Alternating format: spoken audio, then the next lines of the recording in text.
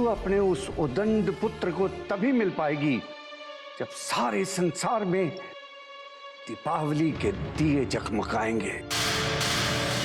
और यदि तूने ये नियम तोड़ा तो तेरे महल से तेरा सबसे बड़ा कुल दीपक सदा सदा के लिए बुझ जाएगा। अब हम हमारे दोनों युवराजों का मुक्ता भी देखेंगे जब महाभारत नाच जाएंगे।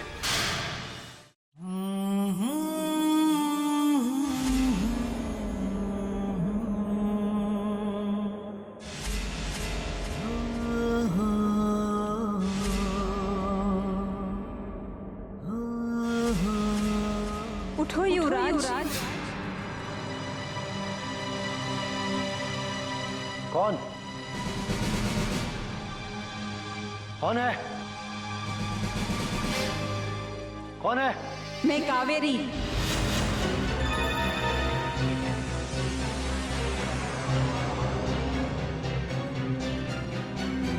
क्या यही तुम्हारा प्यार है युवराज कि कायरो की तरह मार्ग से ही वापस लौट आए? कावेरी, तुम यहां भी चली आई?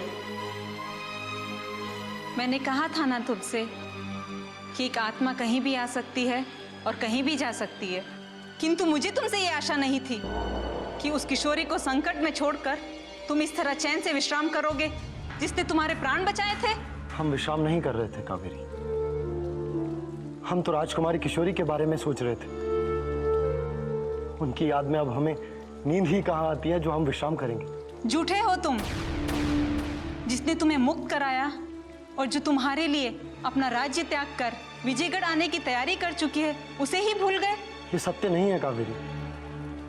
सत्य तो यह है कि हम राजकुमारी किशोरी के प्रेम में सब कुछ भूल चुके हैं, यहाँ तक कि अपने माता पिता को भी हमने भुला दिया। यदि तुम्हारा प्यार सच्चा है तो जाके बचा लो उस राजकुमारी को जिसके प्राण अब संकट में पड़ चुके हैं। क्या राजकुमारी किशोरी के प्राण संकट में हैं? हाँ युवराज, शिवगढ़ के महायोद्धा किशोरी की हत्या कर देने वाले हैं। उसे तुरंत बचाने का उपाय नहीं किया गया तो शिवगढ़ की राजकुमारी का तुम शव भी नहीं देख पाओगे। ये तो भैया की आवाज है। नहीं, राजकुमारी किशोरी को कोई नहीं मार सकता, कोई नहीं। अरे युवराज, आप किससे बातें कर रहे हैं युवराज? कावेरी से। कावेरी कह रही है कि राजकुमारी किशोरी के प्राण संकट में हैं, हमें उन्हें बचाना होगा। युवराज, ये आपका भ्रम है, यहाँ कोई नहीं है। क्या हमारा भ्रम नहीं है? सत्य संग्राम सिंह जी, देखिए वो अभी भी। कहाँ गई? अभी अभी तो वो हमसे बातें कर रही थी।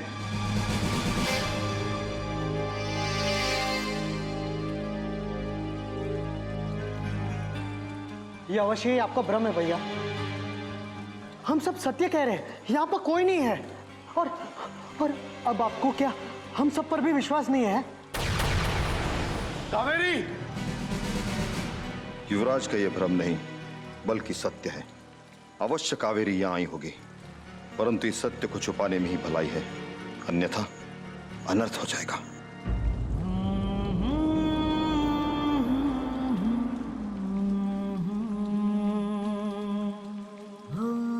युवराज, आपको थोड़ा विश्राम कर लेना चाहिए। कभी कभी जागते हुए भी सपने दिखाई दे जाते हैं। हमें भी यही लगता है युवराज, आपने कोई भयंकर सपना देखा है। अरे आपके कक्ष के बाहर इतना कड़ा पहरा है कि इसको तोड़कर कोई भी नहीं आ सकता। आप जाइए, विश्राम कीजिए। नहीं, राजकुमारी किशोरी के प्राण संकट में हैं, हम विश्राम कैसे कर सकते हैं? चाहे कुछ भी हो जाए, हम राजकुमारी किशोरी को शिवगढ़ के उन दरिंदों से बचाकर वापस ले ही आएंगे। आज तुम्हारी अंतिम और सबसे बड़ी परीक्षा है भीम बलवान। यदि तुम दोनों इसमें सफल हो गए तो गुप्त कारागार से तारा सिंह को मुक्ति मिल जाएगी, नहीं तो शिवगढ़ के महायोद्धाओं के हाथों उस निर्दोष की मृत्यु निश्चित है। आप घबराइए मत राजकुमार। हम दोनों महायोद्धा अपने प्राणों की आहुति देकर भी उस निर्दोष तारा सिंह को कारागार से अवश्य मुक्ति दिलाएंगे। यदि उससे मुक्ति मिल गई तो हमें भी मुक्ति मिल जाएगी, परंतु तुम्हें इस योजना को बहुत ही सावधानी से अंजाम देना होगा। ये वही औषधि है जिसके द्वारा तुम दोनों मूर्छित हो गए थे, परंतु ये भूल दोबारा मत करना और इसका प्रयोग केवल अपने मार्ग में आने वाले शत्रुओं पर ही करना। अब हमसे कोई भूल नहीं होगी राजकुमारी जी। हम समझ गए इस चमत्कारी औषधि का प्रयोग किस पर और कब करना है। अब आप हमारी प्रतीक्षा कीजिए राजकुमारी जी। हम शिवगढ़ के कारागार से अकेले नहीं अपितु तारा सिंह जी को लेकर लौटेंगे, है ना महायोद्धा भीम? हाँ महायोद्धा बलवान। आज की ये अंधेरी रात कयामत की रात है। यदि हमारी योजना सफल होगी तो हमारे सपने भी सच हो जाएंगे, और यदि विफल हुए तो हमारी समस्त आशाएं शीशे की तरह टूटकर बिखर जाएंगे। आपके सपने अवश्य पूरे होंगे राजकुमारी जी, मुझे पूरा विश्वास है। मैं इन दोनों से कोई गलती नहीं होने दूंगी। चलो भीम बलवान। प्रणाम राजकुमारी जी।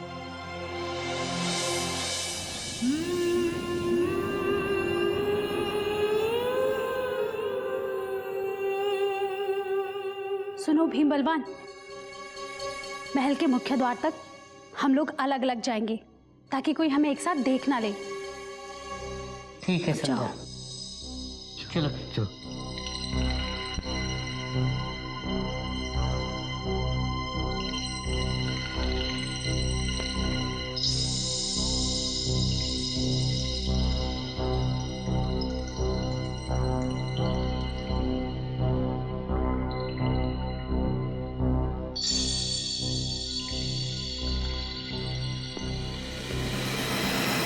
संध्या चुप जा, कोई आ रहा है।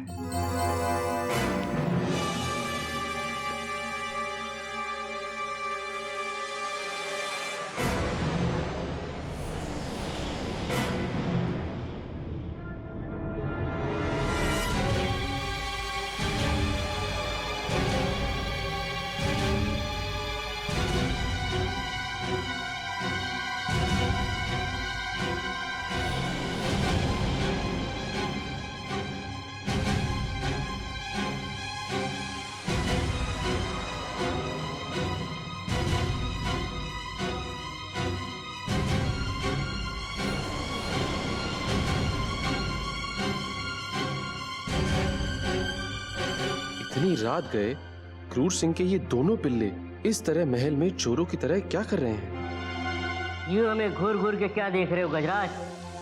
या आज से पहले हमसे सुंदर मनुष्य नहीं देखा जो आंखें फाड़ फाड़ के हमें नजर लगाने का षड्यंत्र रच रहे हो? तुम दोनों इतनी रात को यहाँ पर क्या कर रहे हो? महल के पहरेदारी राजकुमारी किशोरी के और इस महल के सच्चे स्वामी भक्त हैं हम। किंतु एक बात समझ में नहीं आई, इतनी रात गए महल में चोरों की तरह तुम इधर उधर क्यों घूम रहे हो? खामोश! क्या तुम दोनों ये नहीं जानते कि हम कौन हैं? हमारी हैसियत क्या है? हम जानते हैं ये महल में आपकी हैसियत क्या है। एक शरणार्थी और बिन बुलाए अतिथि है आप। परंतु ये तुम नहीं जानते कि हम दोनों भाई राजकुमारी किशोरी के सबसे भरोसेमंद और शक्तिशाली महायोद्धा हैं। आज के पश्चात हमें ललकारने की कोशिश मत करना, वरना हम तुम्हें महल में नहीं युद्ध के मैदान में मिलेंगे। हाँ, तलवार से खेलना बच्चों का काम नहीं है। उसे मैदान में डाल दो, वरना हाथ कट गया तो रक्त बाहर निकल आएगा। चलो भीम भैया, जब ये अपने माता श्री की बात नहीं सुनते तो हम किस खेत की मूली हैं?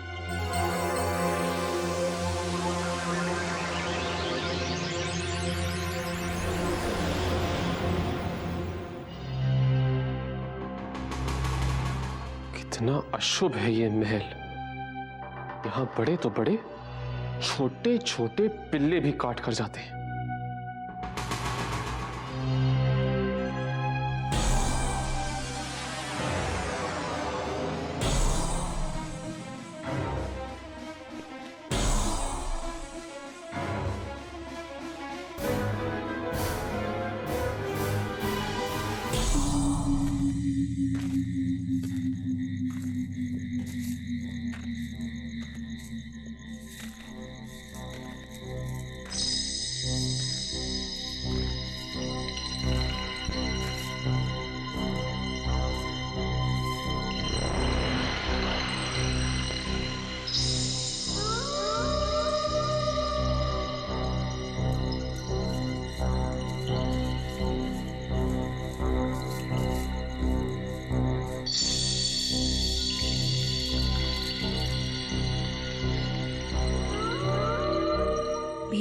बलवान, बिल्कुल वैसा ही करना जैसा राजकुमारी जी ने कहा है, समझ गए?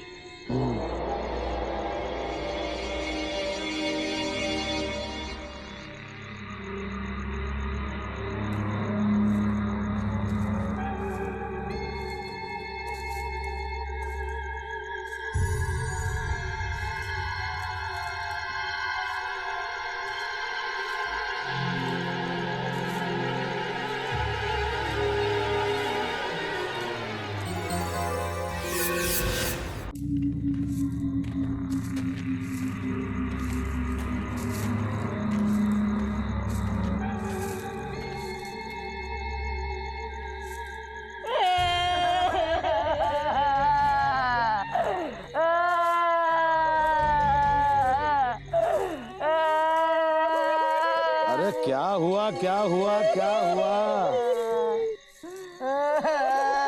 अरे क्या हुआ मेरे नन्हे मुन्नो, क्या हुआ? हमारी माता श्री ने हमें घर से निकाल दिया। हम हमारे पिताश्री को ढूंढ रहे हैं। अबे ऐसा क्या हो गया जो तुम्हारी माँ ने तुम्हें घर से निकाल दिया? हमने कहा हमारे पिताश्री सबसे महान है। हमारी माताश्री बोली नहीं। अब आप ही बताइए, हमारे पिताश्री सबसे महान है कि नहीं?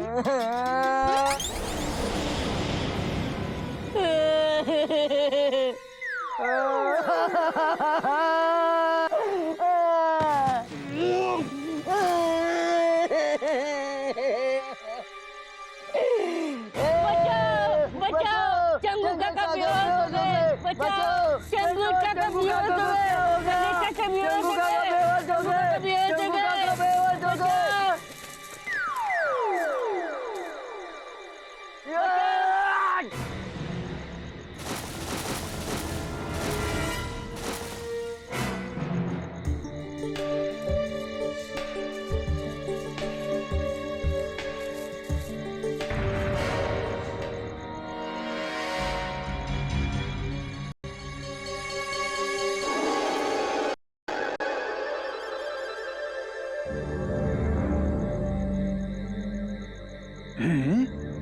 ये क्या?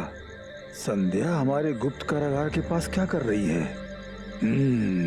अवश्य दाल में कुछ काला है।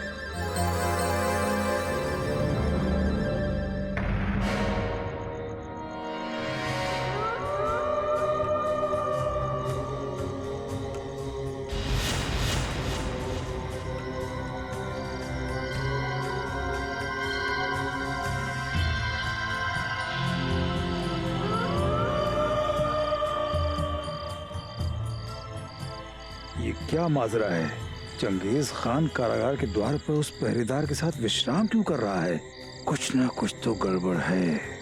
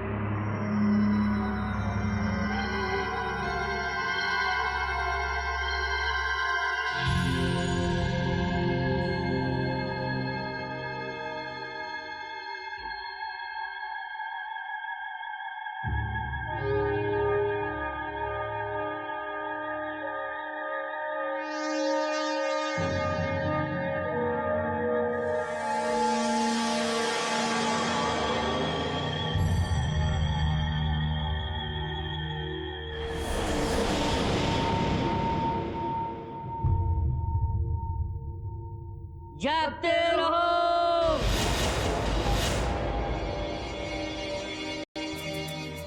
तुम यहाँ क्या?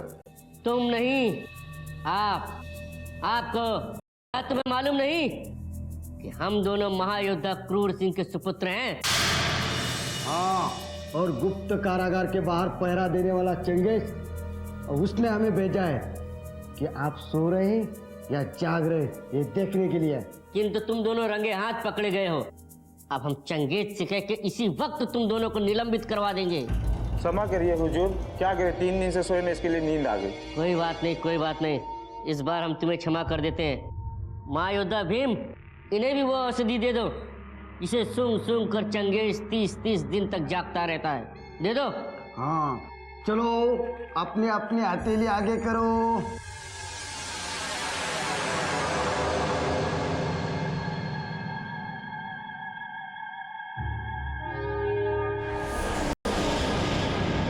अब अपनी अपनी हथेलियों को अपने अपने नाक के पास लेकर जाओ और ऐसे सूंघो कि सूंघते ही नींद गायब हो जाए।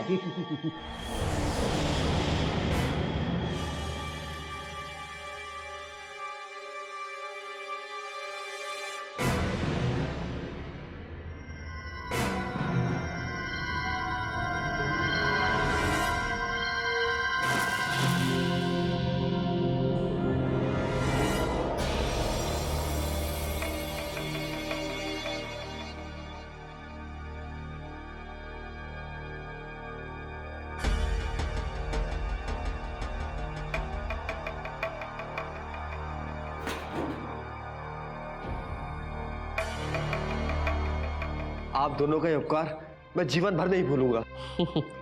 उपकार हमारा नहीं, राजकुमारी जी का है।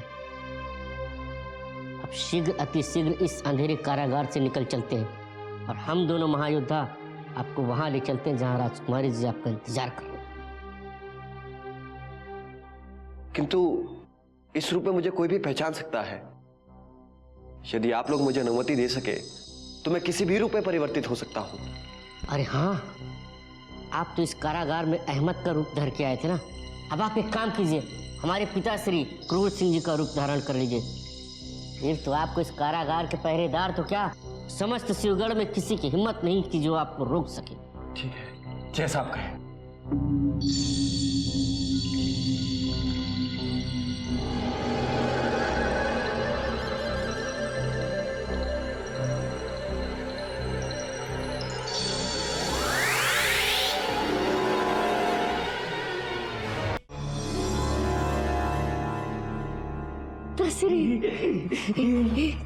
चलिए।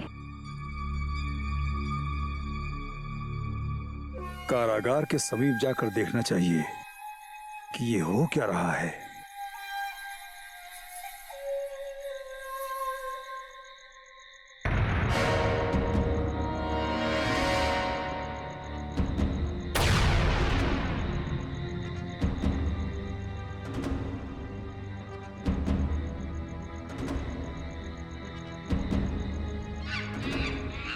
ये क्या देख रहे हैं हम? भीम बलवान हमारे साथ उधर? ये क्या, भीम बलवान क्रूर सिंह के साथ? सारा परिश्रम व्यर्थ हो गया। लगता है तारा सिंह तक पहुंचने से पूर्व ही क्रूर सिंह ने भीम बलवान को देख लिया। अब मुझे तुरंत राजकुमारी जी को सूचित करना होगा।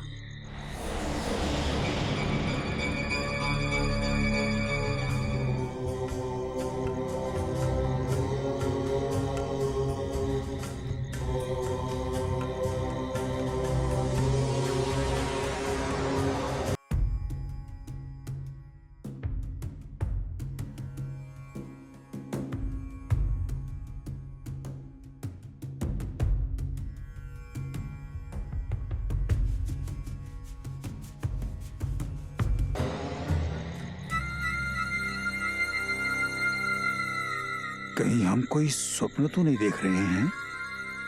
सत्य है, सत्य है।